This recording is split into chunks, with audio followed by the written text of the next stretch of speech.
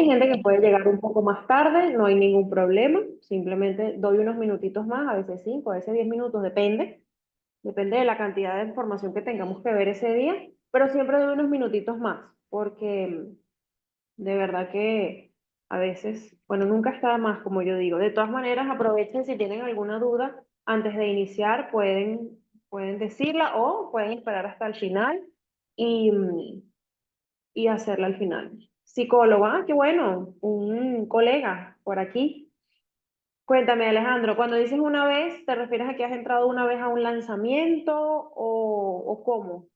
Para saber qué información les puedo ofrecer, porque ayer, bueno, ayer y en los lanzamientos anteriores yo he hablado, voy a compartirles la información para que vayamos iniciando. Número 3.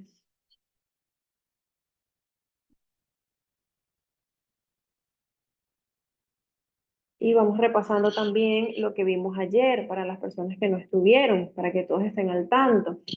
Soy médico cirujano, ortopedista, traumatólogo y abogado en Derecho Penal y Criminología. ¡Qué bueno! Tienes muchas profesiones, eso, y bastante diferentes, de hecho. Aunque yo siempre he dicho que la salud queda muy bien con el derecho, con la abogacía. Me parece que es una mezcla maravillosa.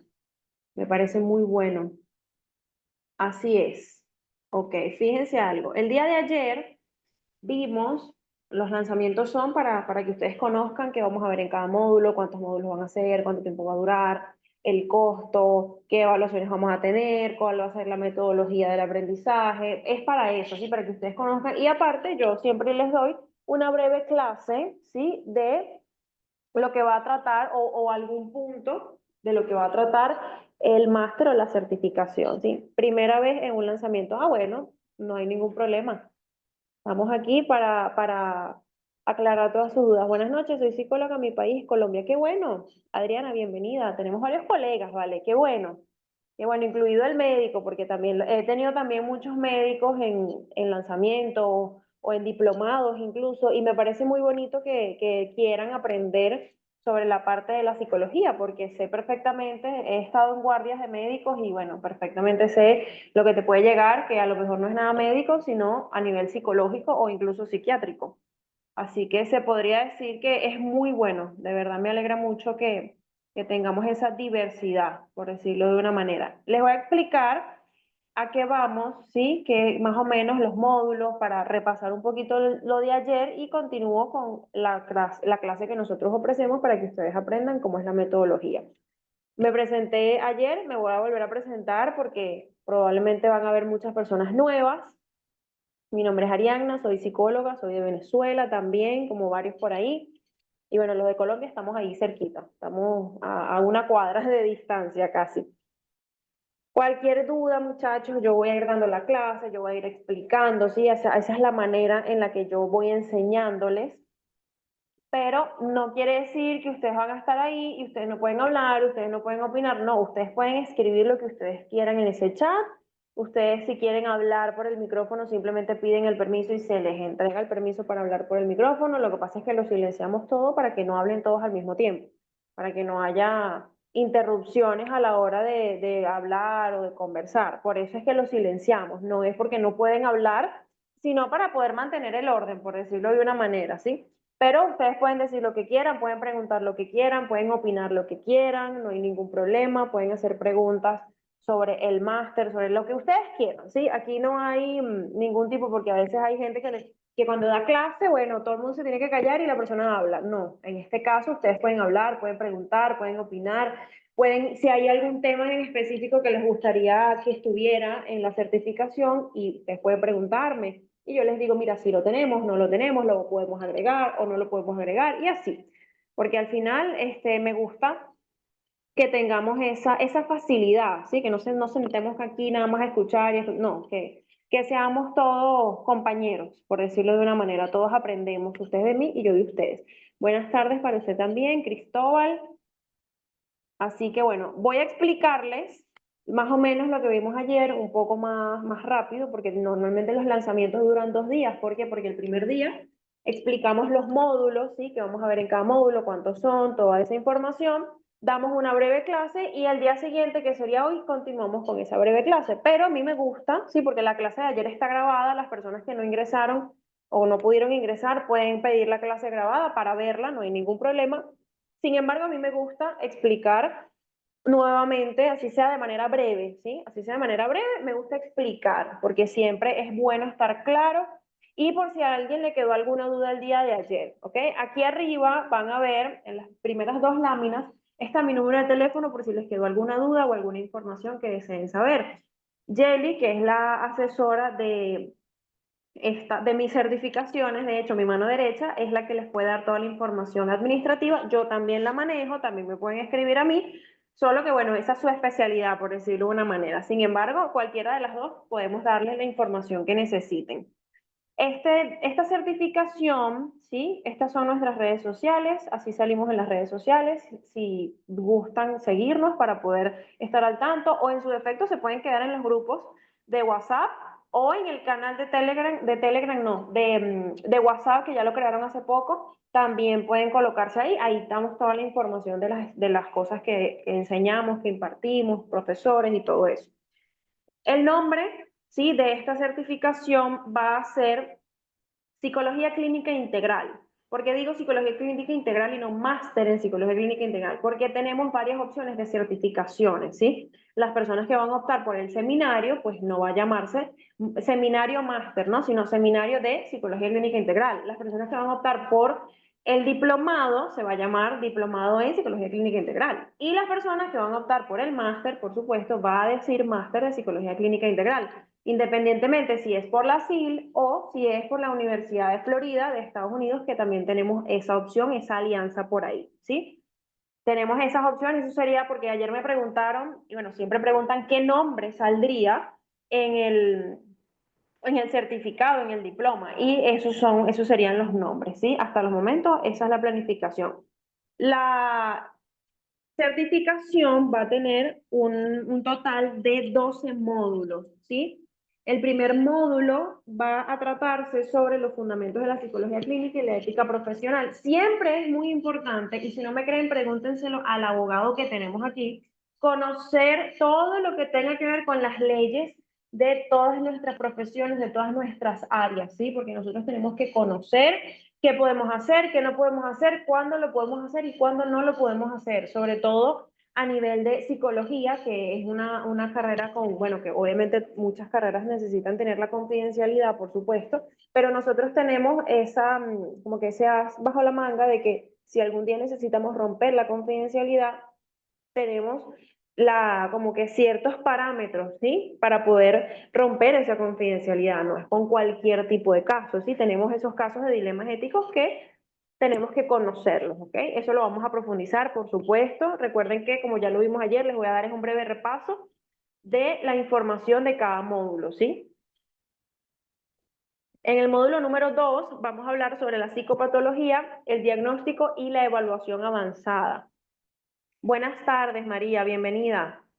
¿Es la primera vez que entro o entraste ayer? Yo sé que a veces se los pregunto mucho, pero es que a veces hay nombres que se repiten y no me aprendo los apellidos. Me aprendo los nombres, pero me faltan aprenderme los apellidos. Recuerden que cualquier duda, muchachos, pueden escribir acá, así como escribió María mientras yo estoy hablando.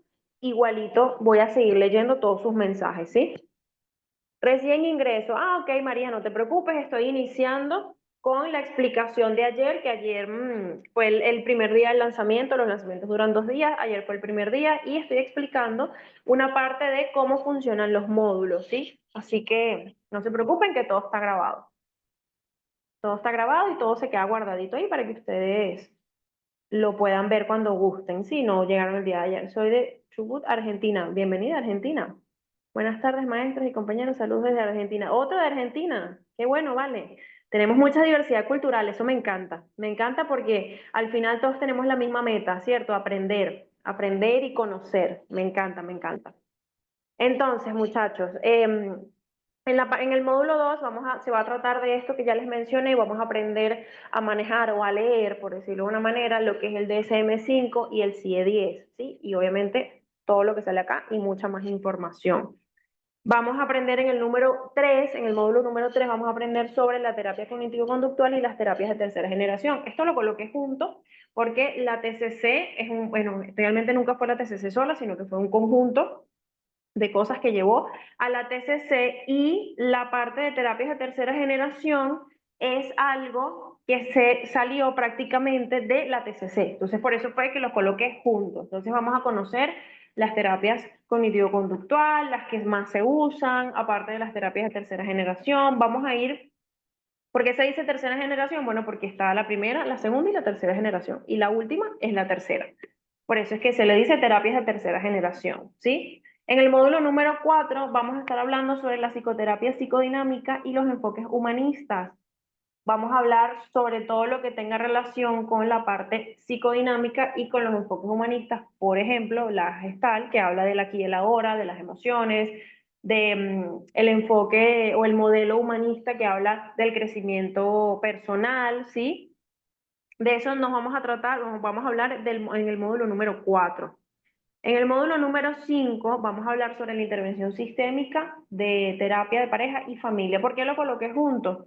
Porque cuando nosotros hablamos de terapia sistémica o de intervención sistémica, hablamos de un sistema en general, ¿sí? Es decir, que el problema no es del individuo como tal, sino del sistema completo. Entonces, por eso lo agregué con terapia de pareja y familia, porque es un sistema completo, ¿sí?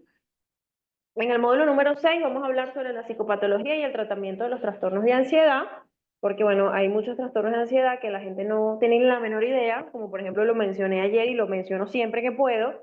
La claustrofobia no es algo normal, ¿sí? Eso está catalogado como un trastorno de ansiedad. Eso lo vamos a profundizar en este módulo. En el módulo número 7 vamos a hablar sobre los trastornos del estado de ánimo, como por ejemplo la bipolaridad, y vamos a hablar sobre el manejo del suicidio, porque he visto que últimamente eso ha sido demasiado, ¿sí? Eso se ha visto mucho en muchos países y de verdad que considero que es importante, aunque sea mencionarlo, aunque sea hablarlo, sí, me parece algo bastante bueno y bastante importante para la sociedad que tenemos actualmente. En el módulo número 8 vamos a hablar sobre la psicología de la salud y los trastornos de la alimentación, no nada más de la anorexia y la bulimia, sino también sobre la dismorfia corporal, por ejemplo. Y hablando de psicología de la salud, que ayer preguntaron algo, si vamos a hablar sobre la parte de los ACV y de los SB y de los ictus, porque en todos los países se pronuncia diferente. Y básicamente la psicología de la salud tiene relación con eso, ¿sí? Vamos a hablar sobre somatización, sobre enfermedades psicosomáticas y todo lo que tenga, lo que se le parezca, por decirlo de una manera. Sé que voy un poquito rápido, pero como esto lo dimos ayer, yo lo que estoy es resumiéndoles para las personas que no llegaron, ¿sí? Para que sepan y continuar con la clase de hoy y cualquier otra pregunta, duda que tengan, ¿sí? En el módulo número 9 vamos a hablar sobre la psicología del trauma, ¿sí? La psicología del trauma es más amplia de lo que creemos.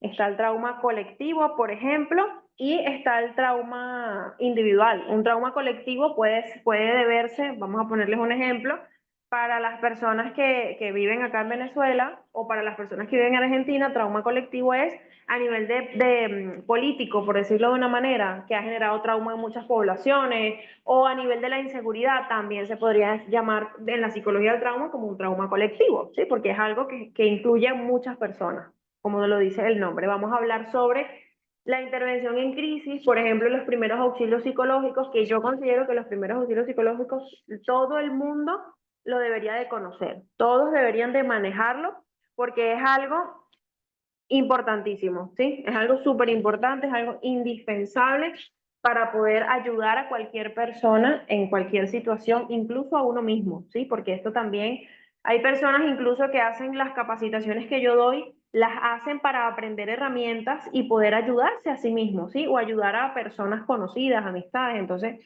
vamos a estar viendo estas cosas. Y por supuesto, no puede faltar el TPT, que todo el mundo piensa que solamente lo presentan las personas que han ido a la guerra, pero lamentablemente el TPT va mucho más allá de eso. Sí, obviamente es muy común, por supuesto, en la guerra, que de hecho se originó o se conoció a través de las guerras, pero no viene nada más de ahí. Viene, muchas personas lo pueden presentar.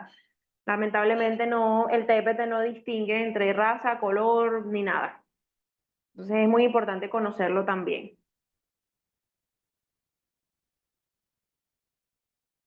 En el módulo número 10 vamos a hablar sobre la psicofarmacología y las patologías adictivas.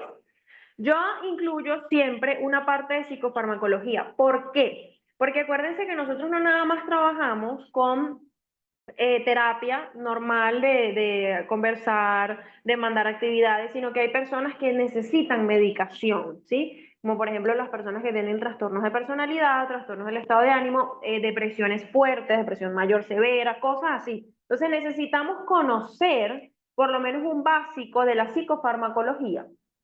Y también importante que las patologías adictivas, sobre todo las patologías adictivas a nivel de sustancias, se manejan siempre de la mano de un psiquiatra. Normalmente las conductuales no, pero sí han habido casos en los que se han tenido que manejar de la mano con un psiquiatra. Y también es importantísimo, aunque no sé si lo mencioné ayer, lo voy a mencionar hoy, por si no lo dije ayer, y bueno, si lo dije no importa, lo vuelvo a mencionar.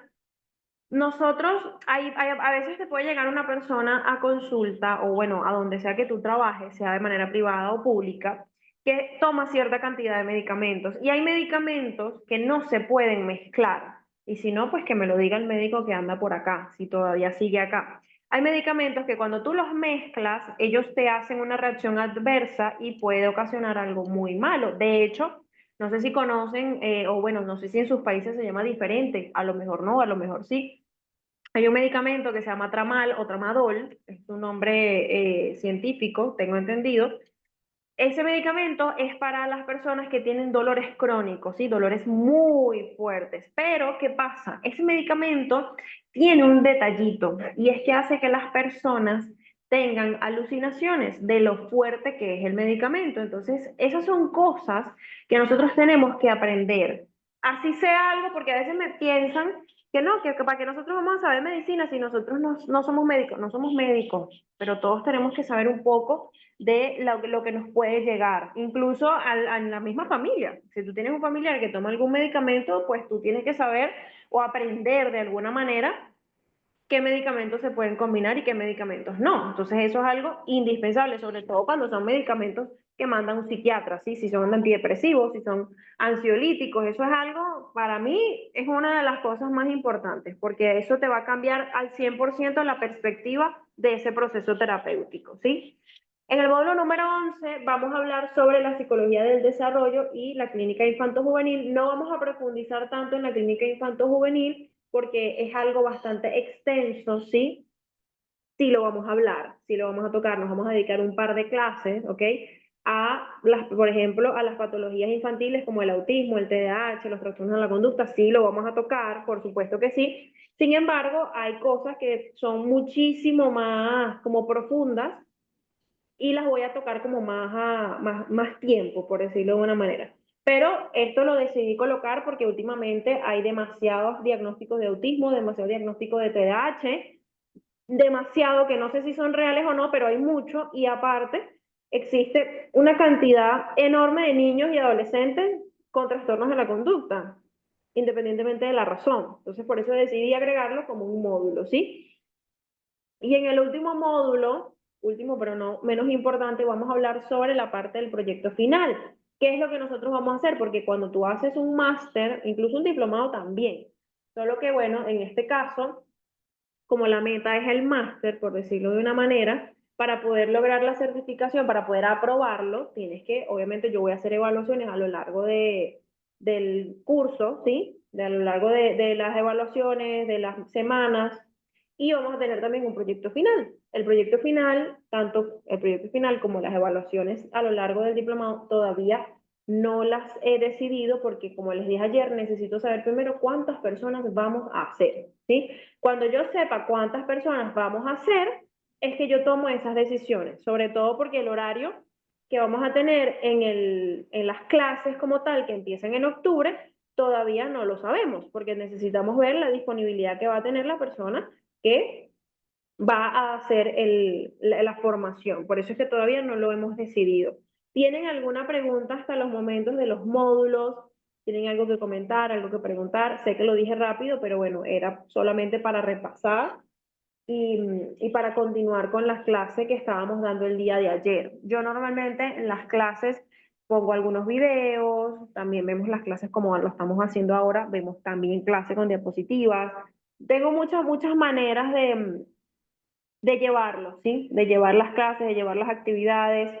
Hasta los momentos las clases son de lunes a viernes, ¿sí? Todavía no sabemos la hora. Vamos a dejar algunos sábados, no todos los sábados, vamos a dejar algunos sábados para poder utilizar, que si para alguna evaluación o alguna cosa que se necesite, pues tenemos algún sábado de comodín, por decirlo de una manera. Pero hasta los momentos esta es la planificación, todo lo que han visto acá va a ser obviamente muchísimo más profundo, lo que pasa es que yo se los resumo porque es algo para que ustedes sepan más o menos qué es lo que vamos a hablar, ¿sí? Siempre las clases van a ser a esta hora, no, todavía no tenemos la parte del horario, todavía no lo hemos decidido porque tenemos que esperar a ver cuántas personas se van a inscribir, la disponibilidad de las personas, no se vayan a salir del grupo oficial del máster. ¿Por qué? Porque ahí es donde nosotros vamos a hacer una encuesta para preguntar el horario, ¿sí? Para ver qué horario les viene mejor y todo eso. Así que no se salgan de ahí, que eso lo vamos a preguntar por ahí, por favor. ¿Cuánto tiempo? Dura 2 meses, el máster dura 2 meses, son todos los días, de lunes a viernes, 2 horas diarias. Lo que todavía no tenemos es la hora, pero son todos los días de lunes a viernes. Eso sí lo tenemos ahorita. Hasta que ya hay chance de inscribirse en el curso, no se preocupen por el chance, porque el curso, o bueno, la certificación inicia el 27 de octubre, ¿sí? Si alguien me preguntó, a lo mejor fue usted mismo que me preguntó sobre la psicología forense, sí está incluida, solo que no lo coloqué como un nombre del módulo, pero sí está incluida. La incluí en déjeme acordarme, en cuál, aquí tengo, a ver, porque sí la incluí, de hecho, pensé en colocar un módulo solo de psicología forense, pero no me daba el tiempo, no nos daba, entonces yo dije, bueno, lo incluyo por acá y listo, no hay ningún problema. Lo coloqué, ya le voy a decir dónde. Yo me lo sé de memoria. Si no me acuerdo, bueno, yo se los envío o me escriben y de todas maneras ustedes tienen que tener el brochure. Acá no. Oye, no recuerdo dónde lo coloqué. De todas maneras, yo reviso el brochure a ver en dónde fue que lo coloqué, porque el brochure es bastante largo, tiene más de 20 páginas. El brochure es la información que nosotros vamos a ver, pero sí lo incluí. De hecho, incluí psicología forense, incluí violencia intrafamiliar y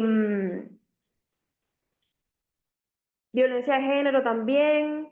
Todo eso lo incluí. De hecho, si mal recuerdo, lo incluí en la parte de sistema, de familia, pero sí está incluido. De todas maneras, yo voy a revisar el brochure y me puede escribir, si quiere me escribe y yo le digo en qué parte lo voy a dar, en qué parte lo vamos a hablar. Hasta que día hay chance, ajá. El día, como les digo, tienen hasta, en psicología jurídica, eso, lo de psicología jurídica, antes que se me olvide, es en el primer módulo. ¿Por qué? Porque ahí hablamos de leyes, ¿sí? Hablamos de leyes, hablamos de lo que se debe hacer, lo que no se debe hacer. Obviamente a cada país es diferente a nivel de leyes, sin embargo, pues vamos a hablarlo ahí. La psicología jurídica, claro, yo no la escribí como psicología jurídica, pero sí está incluido. Así que no se preocupen por eso. Em, a ver, a la orden. Me escribe, Alejandro, escríbame para yo poder decirle en qué módulo, porque no, o sea, me lo sé de memoria, pero la verdad ahorita no me acuerdo en dónde fue que lo agregué, porque como he ofrecido tantos, últimamente hemos dado muchas clases diferentes de TCC, de clínica, entonces ya no me acuerdo. O sea, si le digo fue aquí y a lo mejor no es, prefiero que me escriba y yo le puedo decir, mire, fue aquí en este módulo, lo vamos a ofrecer. Em, para inscribirse en el curso normalmente hoy es martes. Lo ideal, muchachos, lo ideal es que como es un cupo limitado, ¿sí? Como es una cantidad limitada de personas que no sé cuántas al final vamos a aceptar porque no manejo específicamente la cantidad, yo les sugiero que lo hagan, por ejemplo, esta semana o apenas puedan. Para poder apartar el cupo solamente necesitan $22. No es algo tan caro, es algo accesible y es solamente para apartar el cupo. ¿Qué quiere decir esto? Que ustedes en el transcurso de aquí a que empiece y mientras estamos en clase y todo eso, ustedes pueden continuar abonando hasta cancelar el total de lo que ustedes quieran optar. Es muy importante, todos los temas son enfermedad rural y tratamos todos esos temas. Sí, es que es algo que de verdad se ha visto. Yo lo he visto mucho, incluso les digo, hay médicos, enfermeros, como dice María, que me han venido a pedir clases privadas porque hay cosas que les ha llegado y no saben manejarlo. Y obviamente no van a saber manejarlo porque lamentablemente no te lo enseñan en la universidad. ¿El certificado cómo sería? Mira, el certificado depende de lo que ustedes opten. Como les digo, tienen 4 opciones, 4 precios diferentes y eso depende de lo que ustedes opten. Por ejemplo, una persona que no tiene una licenciatura no puede optar por un máster, ¿sí? Eso es en todos los países, funciona de esa manera. Si no tienes una licenciatura, sino que tienes un TCU o un cargo menor, no hay ningún problema. Puedes optar por los diplomados, puedes optar por el seminario, porque al final la información que van a recibir va a ser la misma, ¿sí? Lo que varía, obviamente, es el nombre, es el título que ustedes van a recibir. Por supuesto que si pueden optar por el de máster y ver la clase completa, o sea, la formación completa, obviamente que es mejor porque al final el máster va a estar validado por 250 horas. Entonces, al final, lo mejor es, bueno, hacerlo completo y recibir la certificación por la cantidad de horas, la mayor cantidad de horas. Sin embargo, como les digo, no se preocupen que si hay personas que no son licenciados, no hay ningún problema, ¿sí?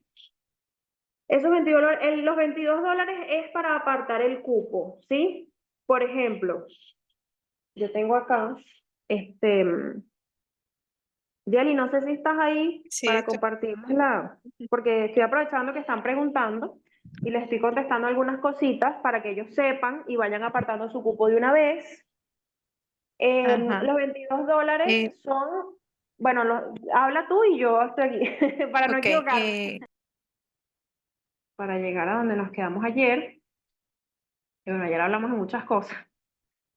Hablamos sobre los trastornos con medicación obligatoria, los trastornos que debemos manejar los psicólogos y los psiquiatras. Hablamos sobre muchas cosas. Fue bastante amplia la clase de ayer. En alguno de los módulos se va a tocar algo referente, sí, se va a tocar algo referente a la psiconeuroinmunología y vamos a tocar sobre la somatización también. También vamos a tocar sobre la somatización, que se podría decir que van de la mano. Sí, pues sí, en el grupo ¿cómo se llama? En el grupo oficial del máster debe estar la clase de ayer. Y bueno, si no está, no te preocupes, le escribes a Jelly por privado y se la solicitas y ella te manda el enlace. Sí, con inmunología nunca me lo habían pedido, pero me parece maravilloso, increíble y es una información que yo considero que todos deberían de tener. A la orden, Adri, a la orden. ¿Tienen alguna otra pregunta sobre los módulos para continuar?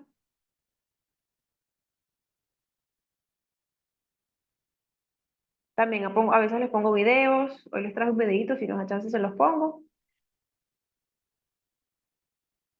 para hacerlo más interactivo y que no se aburran, porque también a veces sentarse aquí a escuchar mucho, a veces cansa un poquito.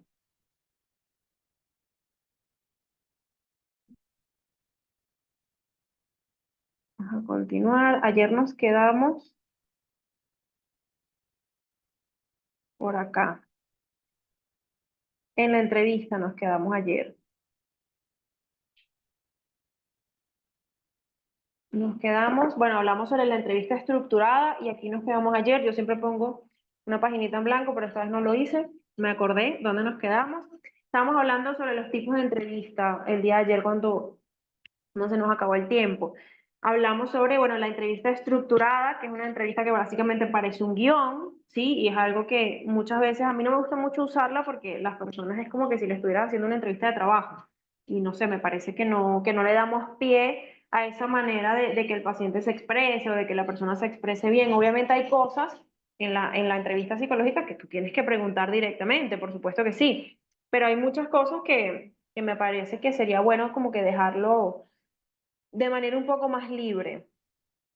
A nivel de la entrevista semiestructurada, que es la que usamos la mayoría, o yo normalmente uso la no estructurada o la semiestructurada porque me parece como más suave, ¿sí? A la hora de hacer alguna entrevista o de atender a alguna persona me parece mejor. Sin embargo, es algo que todos pueden decidir de manera independiente, eso no es un reglamento, eso no es obligatorio en lo absoluto.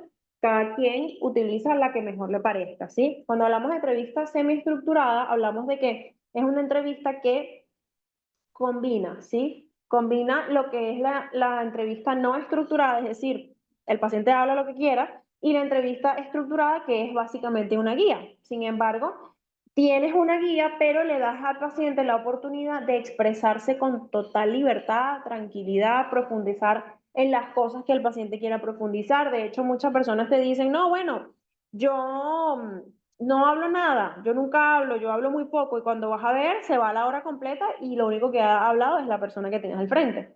Entonces eso también puede suceder mucho y eso da pie a las entrevistas que no son estructuradas. Sin embargo, si tienen, por ejemplo, hay personas que no saben por dónde empezar, que no saben cómo va la cosa, que no tienen la menor idea de cómo proseguir, entonces ahí tratamos en la medida de lo posible de que no sea algo como una guía, como un interrogatorio, pero que tampoco sea algo tan a la ligera, porque si ya la persona te está diciendo que no sabe cómo empezar, pues tu deber es que guíes esa sesión, ¿sí? Que guíes ese proceso. La ventaja de la entrevista semiestructurada es que permite que nos adaptemos al estilo de comunicación de la persona que tenemos del otro lado del escritorio, ¿sí? Y al mismo tiempo no perdemos esa objetividad y no perdemos la información que necesitamos para poder iniciar ese proceso, ¿sí? Obviamente, para una entrevista, para manejar una entrevista semiestructurada, necesitas tener una habilidad para que no te falte ninguna información y para que la persona no se desvíe de la meta de esa sesión. Obviamente, si el paciente tiene una necesidad diferente de esa sesión, pues tú te tienes que olvidar de lo que tú planificaste para esa sesión y tienes que dejar que la persona hable sobre lo que necesita hablar en ese momento, porque tampoco somos unos robots. No es que, bueno, yo la planifiqué de esta manera y si no se hace de esta manera, pues no se hace. No. Parece que trabajamos con seres humanos y eso es algo extremadamente cambiante. No tenemos ni la menor idea de cómo va a estar esa persona ese día, ¿sí? Entonces, es muy buena para la parte de la práctica, de la clínica, porque te ayuda mucho, como sobre todo cuando haces triaje, esas cosas, es muy buena la semiestructurada, porque no es algo que te rige de manera estricta, pero tampoco es algo que te deja al aire libre, por decirlo de una manera. Entonces, ayuda mucho como un marco de referencia o hacer un cuadro clínico, te ayuda mucho en la entrevista semiestructurada porque maneja las dos cosas. Cuando hablamos de la entrevista no estructurada, ¿sí? Como les digo, no es un guión, o sea, tú simplemente dejas que la persona hable, ¿sí? Intervienes de manera muy mínima, solamente para preguntar o para reorganizar, como le explicamos ayer, sobre la escucha activa, sobre la alianza terapéutica, todo eso. Ayuda como que, bueno, dejas que la persona hable, se exprese, comente y tú intervienes solamente cuando es necesario. Entonces esto ayuda a que la persona se sienta en confianza, se sienta tranquilo, se sienta tranquila, inconscientemente activas esas dinámicas, ¿sí? Esa dinámica, esa espontaneidad. Entonces realmente yo la recomiendo mucho, sin embargo, tienes que tener una estrategia, tienes que saber manejarlo para que no te vaya como que a fallar, por decirlo de una manera, o que no te vaya a faltar información importante. ¿Cuáles son las informaciones importantes? No importa, por ejemplo, si tú no sabes el nombre completo del paciente, no importa. O sea, son cosas que tú puedes dejar para otra consulta. Pero sí es importante saber con quién vive, si está casado o casada, si tiene hijos, cómo es la relación con su familia, todas esas cosas, porque eso va a formar parte de, probablemente, de su motivo de consulta. Y si no forma parte de su motivo de consulta, es importante saber con quién vive para saber y conocer cómo se la lleva, cómo es el entorno en su hogar, si es un lugar seguro o si para nada es un lugar seguro. Entonces esas son cosas que yo podría decir que son importantes, pero hay otras cosas que tú puedes dejar para otro día, no hay ningún problema al respecto. Vamos a conocer también sobre los test psicológicos. Más adelante les tengo un cuadro comparativo sobre los test psicológicos. Los test psicológicos no todo el mundo los aplica, ¿sí? Hay personas que no aplican test, simplemente no necesitan tampoco. La persona no necesita que se le aplique ningún test, eso también es totalmente válido y totalmente respetable. ¿Ok? La importancia de las pruebas psicológicas, ¿sí? Es esa validez y esa fiabilidad, ¿ok? Necesitas saber, por ejemplo, en la fiabilidad, es lo que mide la consistencia y la estabilidad de las puntuaciones en un test cuando hablamos de un test cuantitativo, ¿sí? O un test a nivel de software de Excel. No sé si hay alguien acá que hizo conmigo el diplomado de psicología clínica, métodos e instrumentos de evaluación psicológica. Yo ahí expliqué y ofrecimos el software de un test que se llama MCMI2, bastante bueno, súper increíble a la hora de aplicarlo, las respuestas, es de verdad, es algo maravilloso. A mí me parece que es uno de los mejores tests y es uno de los que más uso. Hay otros muy buenos, pero bueno, hay otros que son demasiado largos, por lo menos ese que les comento tiene 175 preguntas y hay otros, y uno dice, bueno, es largo, sí, es largo, pero hay tests que tienen 500 y pico, 300 y pico. Imagínense ustedes, uno le dice a un paciente, haz esto y bueno, va a salir corriendo cuando vea la cantidad de preguntas que tiene. Entonces, también hay que saber a quién sí, a quién no y a quién nunca, por decirlo de una manera. También tenemos que ver si ese test tiene una validez, ¿sí? ¿Qué es lo que evalúa ese test? Que sea un instrumento que sea confiable. Hay instrumentos que son fiables, pero que no son válidos. ¿Qué quiere decir esto? Por ejemplo, si tú tienes un instrumento, vamos a poner un ejemplo, los test que son en línea, no sé si alguna vez han hecho algún test de esos en línea, esos son test que tú puedes decir, bueno, vamos a poner un ejemplo. Es un test que tiene validez, validez no, es un test que es confiable, que arroja respuestas certeras y tal y qué sé yo, pero no es válido. ¿Por qué? Porque es un test en línea. O sea, no lo hizo, no tuvo un baremo, no tuvo un estudio, no tuvo algo que te pueda decir realmente si ese test es válido o no válido para la práctica o para la utilidad clínica, por decirlo de una manera. De hecho, el MSMI te habla, o sea, te dice si el resultado es confiable o no es confiable, o sea, si es válido o no es válido. Y esas son cosas que uno tiene que tomar en cuenta porque a veces el instrumento te dice que no es válido, pero no quiere decir que la persona contestó mal o que la persona simplemente no quiso contestar, lo hizo, no, porque a veces las personas no entienden las preguntas, ¿sí? Hay personas que no entienden las preguntas. Por ejemplo, me pasa mucho, muchísimo, más de lo que me gustaría admitir. El MSMI tiene, las respuestas son verdadero o falso. Y hay personas que contestan sí o no. No es lo mismo. No es lo mismo. Una cosa es verdadero y falso y otra cosa es sí o no. La gente piensa que verdadero es sí y falso es no, pero no es lo mismo, porque si tú tienes una pregunta en positivo o en negativo, la respuesta sí o no y verdadero y falso puede ser todo lo contrario. Entonces es muy importante hacerle entender a la gente que es sí o no una cosa y verdadero y falso es otra cosa. Si yo te estoy diciendo que tú tienes que contestar verdadero y falso, no puedes aceptar una respuesta que sea de sí o no, ¿sí? Es importantísimo eso, importantísimo porque entonces eso les va a dar más trabajo a ustedes. Van a tener que leer cada una de esas preguntas, leer cada una de las respuestas para poder entenderlo. De hecho, hay personas que en vez de decir sí o no, verdadero y falso, te responden la pregunta. O sea, literalmente te escriben la respuesta de la pregunta.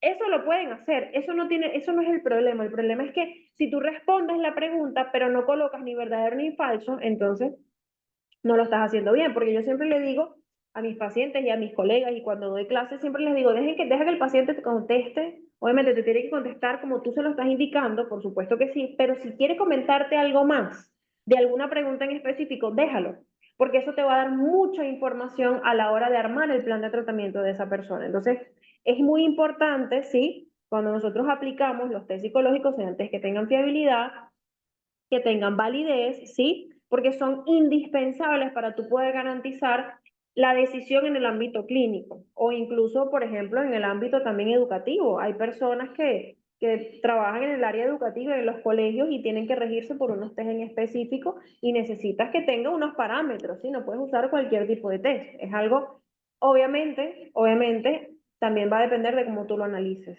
Hay test que te dan resultados numéricos, que son cuantitativos, pero tienes que analizarlo y tienes que analizarlo bien. Y eso es algo que también es bastante complicado, porque si lo analizas mal, puedes dar un mal diagnóstico y bueno, Eso sí va a ser más allá de, no va a ser lo mejor del mundo, por decirlo de una manera. Cuando hablamos de estandarización, ¿sí?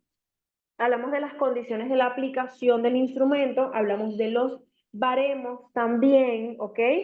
Hablamos sobre, por ejemplo, cuando alguien hace un test psicológico, cuando alguien lo crea, este test psicológico no es que yo agarre un día, hice preguntas y agarré y saqué hipótesis y ya hice el test. No, esta persona tiene condiciones, o sea, armó condiciones de aplicación, armó los baremos, comparó resultados, comparó contextos, comparó muchas cosas. Las normas poblacionales también son importantísimas. Entonces son cosas que van de la mano con toda la información, ¿sí? Maestra, ¿qué técnica considera más útiles por tu experiencia para realizar una pericia o informe psicológico a un abusador sexual? Ejemplo, Rocha o TAT o el MSMI para perfilar posibles desórdenes de personalidad. A ver, pregunta muy buena, muy importante y te la voy a contestar lo más detallada posible porque es un tema bastante interesante porque fíjate, hablas sobre un abusador sexual, ¿ok? Y al mismo tiempo hablas para perfilar posibles desórdenes de personalidad. Hay abusadores sexuales, eso también es algo muy amplio, ¿sí? Cuando hay abusadores que simplemente puede ser que lo vivieron ellos y entonces lo repiten, por ejemplo, hay algún desorden de personalidad, algún trastorno de personalidad y por eso es que lo padecen, o sea, existen muchos motivos, ¿sí? Sin embargo, son cosas separadas. Por ejemplo, para poder medir un perfil de personalidad, sin un desorden de personalidad o un trastorno de personalidad, el MSMI-2 es buenísimo, es muy bueno. Yo no lo incluí en esta maestría porque como es un software, eso tiene que ser, o sea, realmente, lamentablemente, porque de verdad que a veces es un poquito desesperante, los test psicológicos que tienen software no son gratuitos, se tienen que pagar realmente. Entonces lo que yo hice fue, como no lo podía agregar acá, porque bueno, ya tenemos mucha información y de verdad que el MSMI es un test muy largo, yo lo ofrecí en el diplomado de psicología, el último que hice, que fue hace 2 semanas, no esta la pasada, fue la anterior. Ese test y esa información está disponible, le pueden preguntar a Jelly por esa información, simplemente cancelan el costo, que no sé cuánto vale, la verdad no recuerdo, y cualquier duda que tengan, pues me pueden preguntar. Pero de verdad, yo te recomiendo para perfilar un posible desorden de personalidad el MSMI. ¿Por qué? Mira, el MSMI te mide tantas cosas, de hecho no tengo uno a la mano, lo tengo en la otra oficina, te mide para colocárselos por la medida chiquita. Te mide, obviamente, lo que es la parte de somatización, que por ahí me preguntaron sobre la psiconeuroinmunología. La psiconeuroinmunología tiene relación con la somatización. Ansiedad, somatización, depresión, borderline, trastornos de la personalidad, como por ejemplo el narcisismo, el trastorno histriónico de la personalidad, desorden delusional, psicosis, algún trastorno esquizoafectivo, esquizotípico, mide muchas cosas, de verdad mide muchas cosas. Y aparte de que mide muchas cosas, depende también de cómo tú lo conectes, ¿sí? Entonces, para los desórdenes de personalidad, te recomiendo el MSMI y para el de abuso, te recomiendo el bajo la lluvia, el figura humana bajo la lluvia. Puedes también aplicar el de Rocha, no hay ningún problema. Sin embargo, ¿qué pasa? Eso sí es bastante complicado. Cuando nosotros utilizamos test proyectivos, ¿sí? La confiabilidad de ese test va a depender de cómo nosotros lo analicemos, ¿sí? Entonces va a caer al 100% la responsabilidad va a caer en la persona que lo está corrigiendo. Por eso es que yo siempre recomiendo que por lo menos apliques 2 o 3 y que entre esos 2 o 3, por lo menos uno, sea con software. ¿Por qué? Porque ya a ti te quita un peso, una responsabilidad. Yo no hablo de que sea un peso como tal de que te pese, de que te moleste, sino que estoy hablando a nivel legal, ¿sí?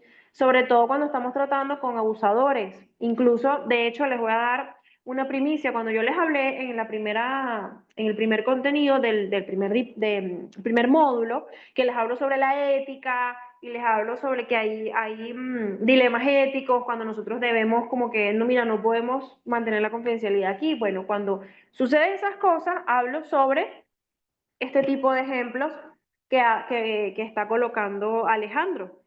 Lo de los abusadores sexuales, cuando tú tienes un paciente, una persona que te está diciendo que es un abusador, o tú te diste cuenta, o tú le hiciste algún test o alguna cosa y lo viste, tú ahí tienes el derecho de romper esa confidencialidad. ¿Por qué? Porque puede hacerse daño a sí mismo, puede lastimar a otras personas y les voy a decir algo, si tú sabes eso y te lo callas, es peor para ti que para la persona que está del otro lado del escritorio. Se los digo porque yo estuve un tiempo, tuve como 4 meses, 6 meses en la parte de la LOBNA, ya no se llama así, pero cuando le digo el nombre que es, la gente no sabe. Ahorita se llama SECNA.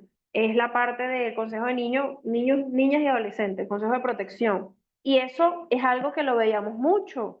De hecho, nosotros teníamos que evaluar a la familia completa. Si venía algún niño con algún caso de abuso, sea abuso sexual, o sea abuso físico, psicológico, cualquiera, nosotros teníamos que evaluar a la familia completa. Y si había una persona en la familia que encajara con algún perfil o que tuviera rasgos de algo, uno tenía que notificárselo al abogado que estuviera de turno, porque ahí hay mucho, o sea, es como que un protocolo bastante estricto, ¿no?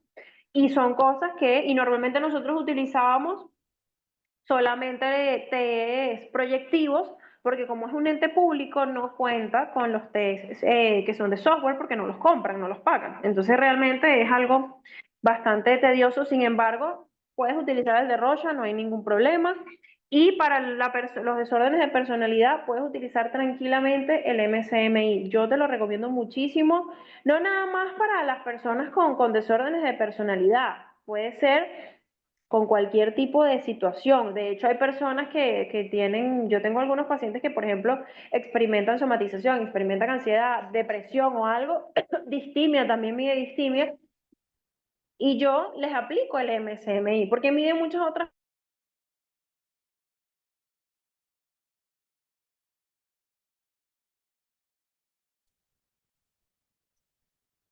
Volví, no sé qué pasó, se me cerró el Zoom, o bueno, me sacó, mejor dicho. Yo estaba aquí hablando bien chévere, bien tranquila, y de repente, ¿qué pasó? Me quedé hablando sola. Bueno, es que el Zoom últimamente falla un poquito. Déjenme volver a compartirles. Si escribieron algo mientras se reinició el Zoom, no lo leí, así que tienen que volver a colocarlo.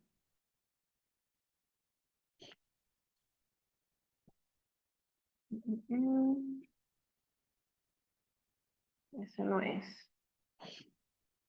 Voy a buscar acá el documento. Ujú. Para continuar con la explicación científica. ¿Qué opinas sobre lo que te dije, Alejandro, sobre la información que te agregué ahorita? Que te estaba diciendo antes de que el Zoom me dijera, ya va, espérate, ya volví. Déjame buscar dónde nos quedamos para continuar.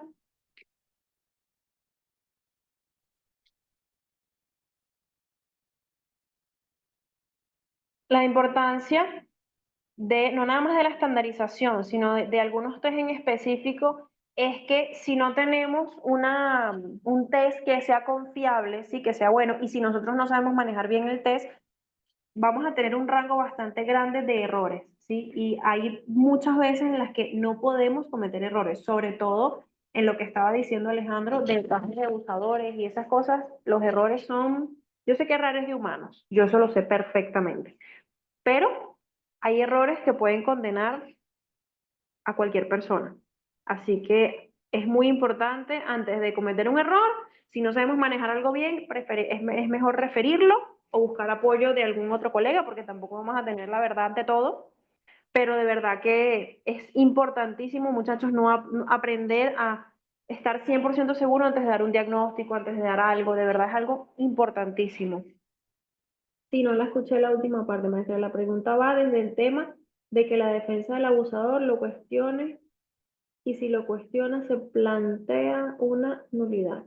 Y si nos cae un caso, ¿por cuánto no se puede revictimizar a la víctima? Sí, de verdad que yo te digo, la parte de trabajar con este tipo de personas es tan complicado ¿Por qué es tan complicado? Porque hay abusadores que realmente engañan a cualquier persona.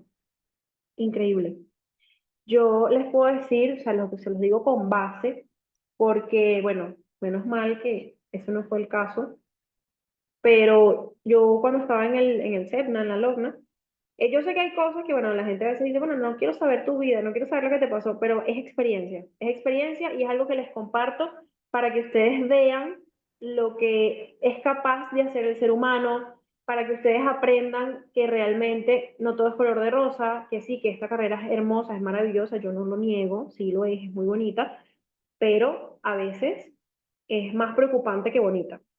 Para contarles brevemente, este fue un caso de una menor de edad que la mamá fue desesperada con nosotros, literalmente desesperada en todo el significado de la palabra, porque la persona con la que estaba, bueno, su ex esposo en ese momento, creo, ya estaban separados, quería quitarle la custodia de la niña, pero la niña era una niña de 2 años, 3 años aproximadamente, y ella no había tenido problema en lo absoluto con el papá de la niña, pero hubo cosas que la niña expresó que eran muy, muy raras, por decirlo de una manera. Ella decía que en la casa de su papá había un monstruo que le hacía esto y que le hacía aquello.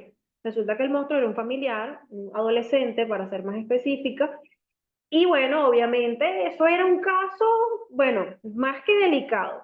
La muchacha, la mamá, se había dirigido a todos los que a ustedes se les ocurra. Miren, corte de familia, eh, el sitio este, ¿cómo se llama? El de la protección contra la mujer. Miren, se dirigió a todos los lugares posibles y todas las opciones posibles para poder quitarle la custodia al señor, por muy buenas razones que tenía, por supuesto que las tenía. Y en todos los sitios, hasta en la casa de la mujer, el señor pagaba y ganaba los casos. Pagaba y ganaba los casos. ¿Qué pasa? Esto es muy delicado. ¿Por qué es muy delicado? Porque estabas hablando, esto pasó aquí en Venezuela, en el año 2018, para ser específico. Estás hablando con una persona que puede manipular el sistema como le da la gana. ¿Sí? Les estoy hablando de una persona que tenía poder, que tenía dinero para hacer lo que quisiera, ¿ok? Obviamente nos llega el caso, la señora, de verdad que ustedes la veían y tú, era imposible no empatizar con ella porque te hablaba y tú sentías ese sufrimiento. El final del caso es que obviamente el protocolo y el proceso es que nosotros tenemos que evaluar a toda la familia, a la niña, a la señora, al señor, al otro niño, a todos. Ese es el protocolo del SEGNA, de la LOCNA, ¿sí? ¿Qué sucede? Que, bueno, evidentemente sí había algo más, algo que no estaba bien, había algo que obviamente fue un proceso bastante largo, no puedo dar mucho detalle de eso, pero evidentemente cuando me tocó, porque me tocó a mí junto con otra colega, porque en ese tipo de casos, cuando tú trabajas en ese tipo de sitios, no, lo mejor es que tú estés tú y otro colega más, que no estés ni tú solo ni otro colega solo, siempre es mejor trabajarlo de a dos. Bueno, la persona entra con su trastorno narcisista, pero bueno, yo creo que era trastorno narcisista y bueno, 2000 trastornos más de personalidad y de lo que ustedes se imaginan. La persona obviamente se dio cuenta, prácticamente él llegaba y de una le ofrecía a la gente dinero, ¿no? O sea, era algo bastante, y era muy triste porque tú dices, oye, pero es una niña, o sea, ¿qué quieres dañar a tu hija solamente por poder, solamente porque quieres y porque puedes y porque te da la gana? Y bueno, cuando la persona se dio cuenta que no iba a poder, que ahí no iba a lograr lo que había logrado en los otros sitios, pues se desestructuró por completo. Y esto se los digo como un ejemplo también de que cuando tú tienes una persona, ¿sí? Que ha sido victimario, que ha sido malo, que ha hecho muchas cosas malas, esas personas tienen un perfil, ¿sí? Tienen un perfil de yo soy lo mejor. Por ejemplo, si es un hombre, como en este caso yo soy un macho, yo soy lo mejor del mundo, nadie me pasa por encima, nadie puede más que yo, y ellos se creen tanto su mentira que realmente se comportan de esa manera. ¿Qué pasa? En este caso, esta persona llega a preguntar por Petra, por ejemplo. Petra era la jefa, ¿sí? De el SEGNA en ese momento. Pero ¿qué pasa? Petra había dejado el cargo, vamos a ponerle 2 meses antes de que eso sucediera. Entonces, claro, él llega preguntando por Petra. Cuando le dijimos, Petra no trabaja aquí, ya Petra no está aquí, bueno, el señor se puso, literalmente empezó a sudar, pero sudaba como que si estuviera haciendo ejercicio. Y yo decía, bueno, pero ¿y entonces?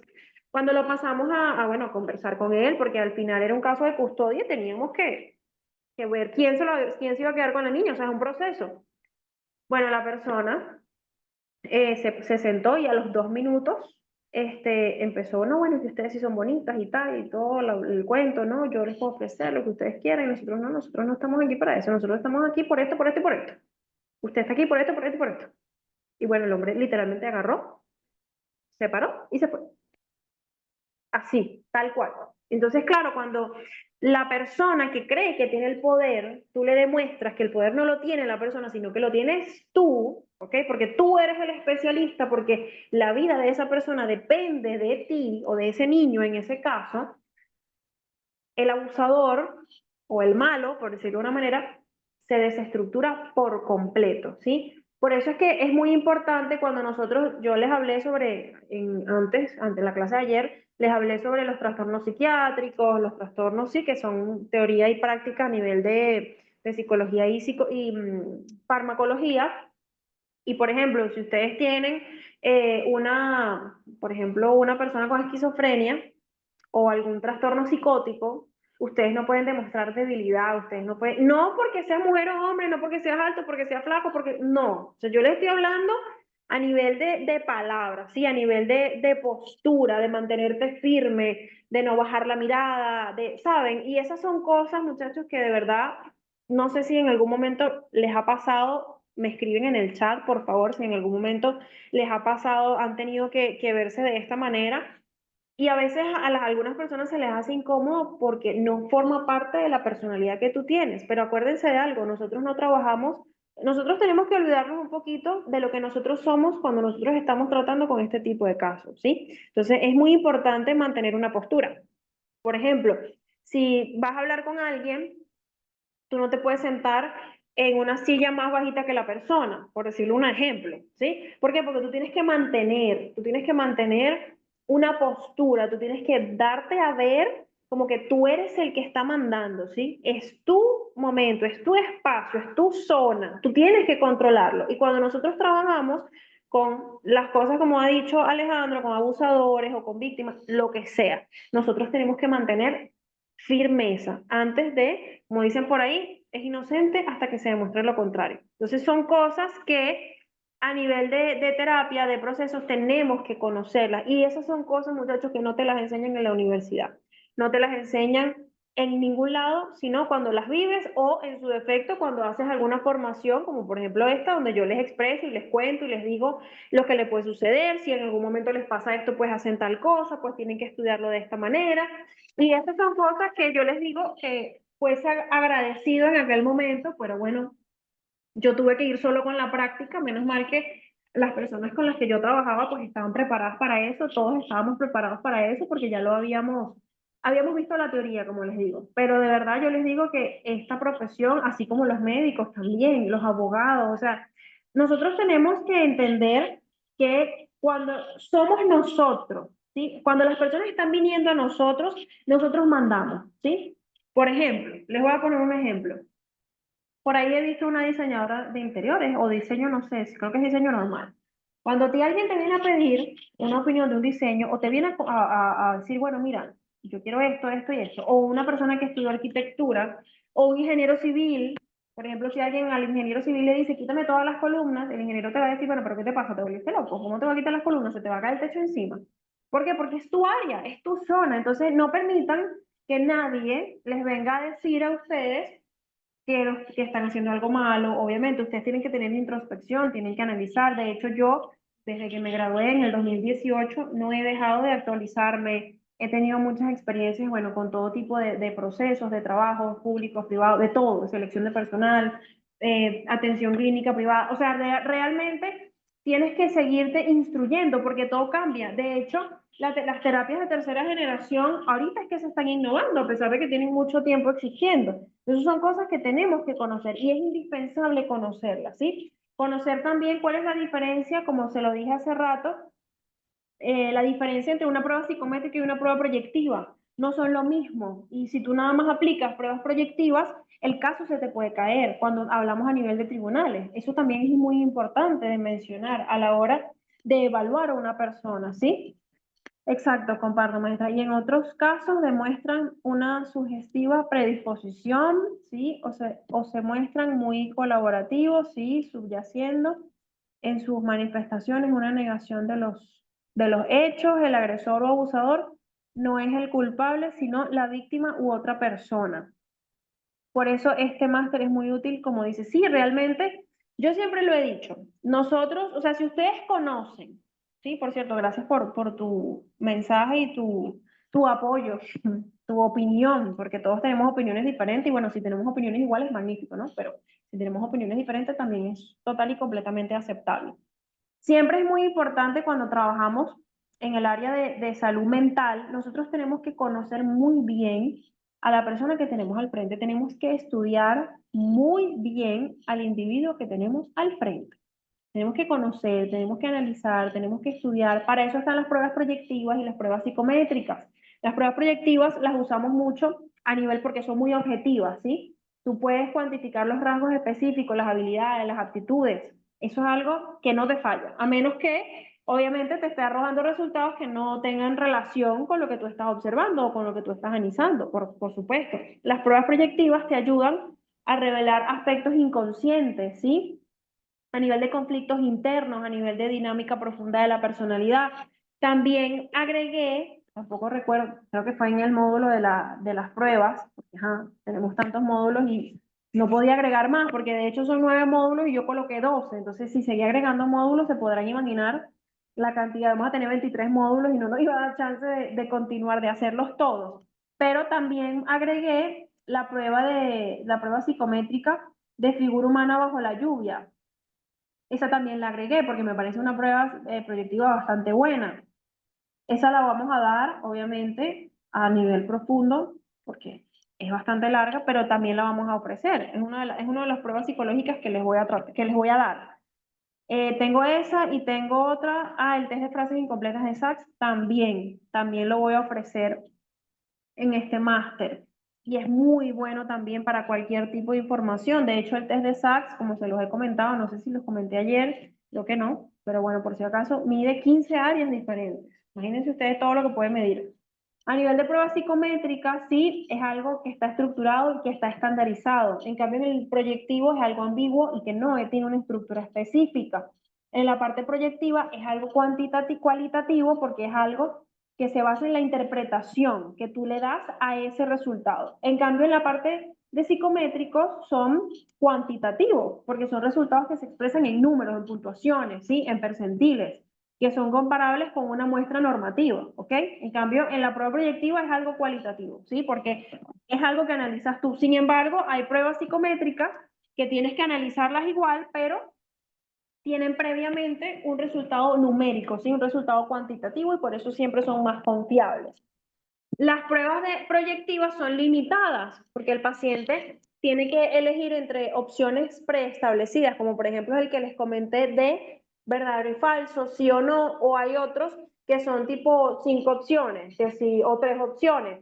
A veces sí, a veces no, nunca, por ejemplo. Entonces siempre hay límites, ¿sí? Para poder opcionar y para poder elegir cuál es la respuesta que ellos consideran que les valida para ellos, ¿sí? En cambio, la prueba proyectiva es más espontánea, es más libre, ¿sí? Habla más, no tiene restricciones.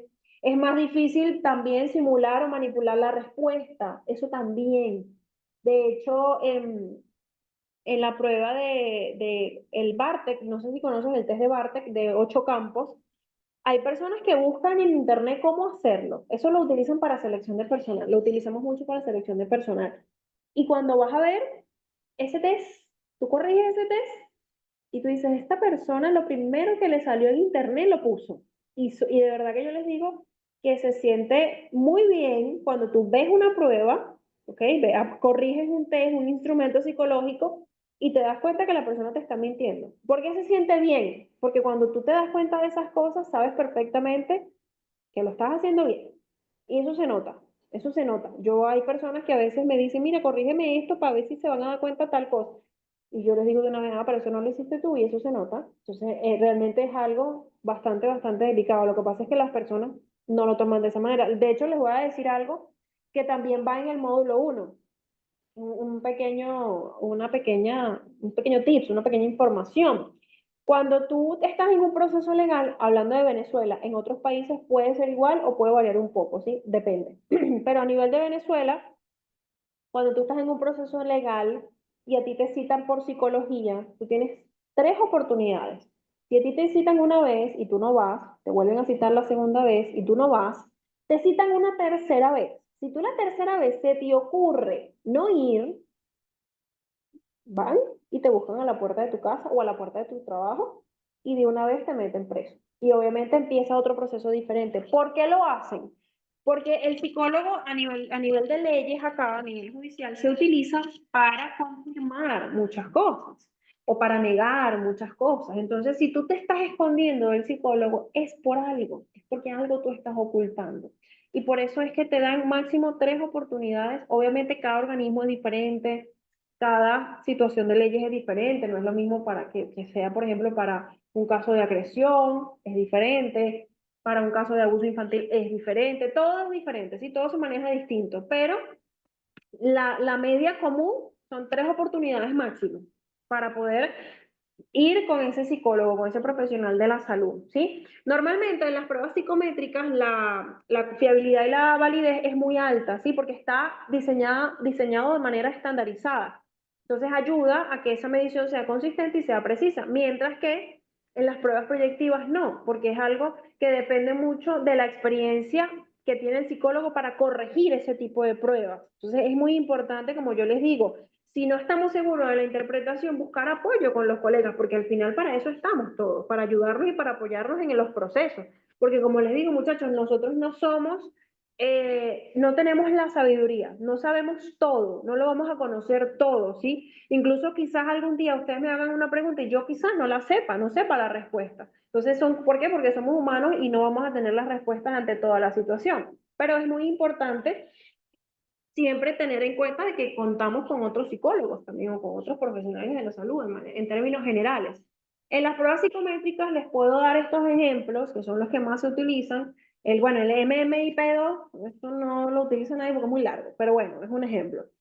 Se utiliza, porque es numérico, en el inventario de depresión de Beck también se utiliza. En el WISE, que es de inteligencia, está el WISC y está el WISE, unos de adultos y unos de niños. También se utiliza mucho. De hecho, las escalas de Wechsler, que son para la inteligencia, para medir la inteligencia, tanto el WISE como el WISC, se usan mucho a nivel de Europa. Aquí no lo usan tanto, aquí utilizan otro tipo de cosas, pero lo coloqué porque es bastante general. Y en las pruebas proyectivas tenemos el ejemplo que nos dijo hace rato Alejandro, el test de Rorschach, AT, TAT, que es el test de percepción temática, el test de SACS, que se los voy a dar, y el test de figura humana bajo la lluvia, que también se los voy a ofrecer. Ámbito de uso. Son aplicadas en la parte de psicométrica, son ampliamente usadas en la psicología clínica, educativa y organizacional porque es algo que te ayuda a medir casi que cualquier cosa. Para no decir cualquier cosa, bueno, casi que cualquier cosa. Y en las pruebas proyectivas se usa mucho más a nivel de forense, por eso te recomendé, Alejandro, esas dos, esa de figura bajo la lluvia, porque bueno, se utiliza mucho a nivel de forense, y el MSMI también es muy bueno en general. Principalmente lo usamos en psicología clínica porque las pruebas proyectivas normalmente son para adultos, porque hay personas que le aplican a niños. Adolescentes también se puede aplicar, pero cuando tú trabajas con niños no es muy... O sea, una prueba proyectiva tipo, hazme una figura humana bajo la lluvia para un niño, eso no va a salir muy bien, porque eso tiene un rango de edades también. Entonces, esto ayuda mucho a explorar la parte de la personalidad, ¿sí? De cada individuo. Por eso se recomienda. El enfoque integrador. Cuando hablamos del enfoque integrador, hablamos de que la práctica actual sobre la terapia, ¿sí? Empezó a ser distinta, algo que yo siempre tuve en mente desde que yo estudiaba incluso, yo decía que no podemos trabajar a todo el mundo igual. Tenemos que agarrar un poquito de cada teoría para poder implementarlo en la persona. Tenemos que conocer a esa persona para ver qué es lo que le va a funcionar, ¿sí? Entonces, nosotros combinamos la parte del enfoque integrador, combina lo que son las necesidades del paciente, utilizando el modelo biopsicosocial como un marco común, que es la parte biológica. Por ejemplo, a nivel de trastornos de personalidad podemos hablar de la parte biológica, a nivel psicológico, a nivel emocional propio, y a nivel social, la sociedad de la persona, el entorno de la persona, ¿sí? Esto ayuda muchísimo a que todo salga como que, por decirlo de una manera, tener eficacia en el proceso, por decirlo de una manera. Un enfoque integrador permite, ¿sí?, que agarremos un poquito de cada una de las técnicas, por decirlo de una manera, para poder lograr con éxito superar el proceso o afrontar el proceso, como depende obviamente de la situación de la persona que tengamos aquí. Salud mental y bienestar. Cuando hablamos de la salud mental, ¿sí? Obviamente, no es un secreto para nadie, ¿qué es la salud mental? Bueno, es un equilibrio, ¿sí? En el que la persona puede manejar las tensiones de su vida cotidiana, ¿sí? Puede trabajar de una manera productiva, puede alcanzar su potencial al 100%, como lo trabajamos en las corrientes humanistas, y contribuir con la comunidad. Yo siempre digo algo, y es algo que lo mantengo hasta el día de hoy. Todos tenemos algo bueno que ofrecerle al mundo, ¿sí? Todos tenemos algo bueno que ofrecerle al mundo, todos somos buenos en algo. Entonces es muy importante tener esa salud mental, porque no es nada más la salud física. Por ejemplo, como preguntaron hace rato, la psiconeuroinmunología habla de esto también, de las enfermedades inmunológicas, las enfermedades que puede ocasionar en el cuerpo, las enfermedades que el cuerpo, que la mente puede sanar o puede empeorar también. De hecho, tengo muchos videos sobre la psiconeuroinmunología, es muy interesante. El concepto clave de la salud mental es que va más allá de la ausencia de un trastorno mental. ¿Por qué? Porque no es que tú no tienes un trastorno mental, entonces tú estás bien. No, hay personas que no tienen ningún trastorno mental y tienen en la mente, bueno, una licuadora, como digo yo.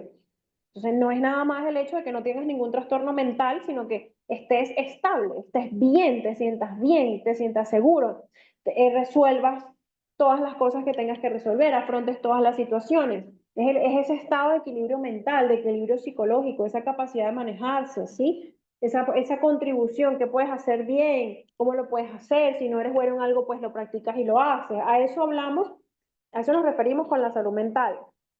Cuando hablamos de concepto, el concepto de bienestar mental, ¿sí?